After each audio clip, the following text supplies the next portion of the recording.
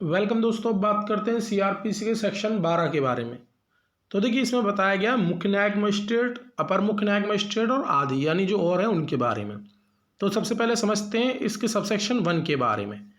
तो देखिए, सबसेक्शन 1 कहता है कि प्रत्येक जिले में, यानी केवल जिले की ही बात हो रही है, जो महानगर क्षेत्र नहीं, यानी प्रत्येक जिले में मुख्य न्यायिक मजिस्ट्रेट को जो नियुक्त करेगा वो उच्च न्यायालय करेगा। और वो किसको नियुक्त करेगा? वो प्रथम वर्ग न्यायिक मजिस्ट्रेट को मुख्य न्यायिक मजिस्ट्रेट नियुक्त करेगा। इतनी इसमें बात बताई गई मुख्य न्यायिक मजिस्ट्रेट के बारे में। अब बता दें सबसेक्शन 2 के बारे में।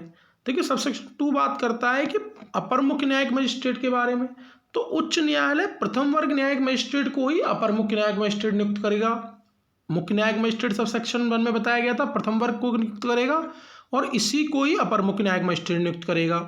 अब इसमें एक चीज़ और ऐड कर दी गई है। इसमें सबसेक्शन 2 में एक चीज़ ऐड ये की गई है कि जो अपर मुख्य न्यायिक मजिस्ट्रेट है उसको जो है संहिता के अधीन या तत्समय प्रवर्त किसी विधि अन्य विधि के अधीन, यानी जो हम सीआरपीसी पढ़ रहे हैं इसके अधीन, या कोई और लॉ जो जिस समय उच्च न्यायालय ने उस अपर मुख्य न्यायिक मजिस्ट्रेट नियुक्त किया था उस समय प्रवर्त में है, तो उसके अधीन मुख्य न्यायिक मजिस्ट्रेट की सारी शक्तियां दे सकता है उच्च न्यायालय अपर मुख्य न्यायिक मजिस्ट्रेट को, या कोई शक्तियां दे सकता है और वो उनको यूज करेगा।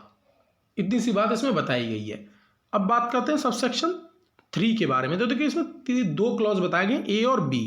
तो ए को समझते हैं। देखिए, ए में बताया गया है किसी उपखंड में, यानी कोई जो तहसील है उसमें उपखंड न्यायिक मजिस्ट्रेट नियुक्त किया जाना है, तो कैसे नियुक्त किया जाएगा? तो इसमें बताया गया है कि उच्च न्यायालय क्या करेगा कि आवश्यकता अनुसार, अगर उसे आवश्यकता लग रही है तो किसी उपखंड में यानी तहसील में प्रथम वर्ग न्यायिक मजिस्ट्रेट को उपखंड न्यायिक मजिस्ट्रेट रूप में पदाभिहित कर सकता है, यानी पद से सुसज्जित कर सकता है, उसे पद दे सकता है और इस धारा में जो निर्दिष्ट उत्तरदायित्व उनसे मुक्त कर देगा, यानी जो इस धारा में जो उत्तरदायित्व उसे दे रखे हैं उनसे वो ना मुक्त भी कर देगा साथ साथ, जो हम सीआरपीसी के जो हम सेक्शन 12 में पढ़ रहे हैं।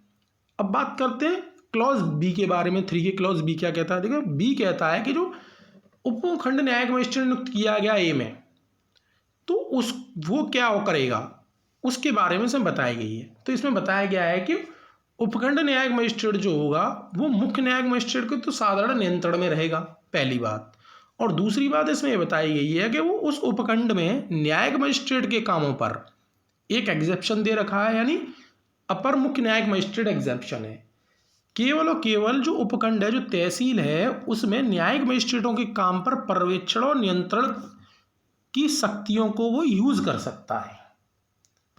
जो उपखंड न्यायिक मजिस्ट्रेट है केवल और केवल न्यायिक मजिस्ट्रेटों पे, ऐसा नहीं है कि वहां कोई अपर मुख्य न्यायिक मजिस्ट्रेट तो उस पर भी करेगा, उस पर नहीं करेगा। केवल जो न्यायिक मजिस्ट्रेट है उपखंड में उस पर ही वो अपनी शक्तियों का और पर्यवेक्षण का यूज कर सकता है, उन शक्तियों का।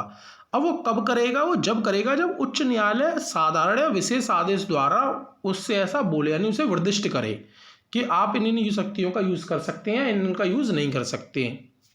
तो दोस्तों, हम और आप आपस में जुड़े रहें, इसलिए चैनल को सब्सक्राइब कीजिए, ज़्यादा से ज़्यादा शेयर कीजिए। Thank you so much.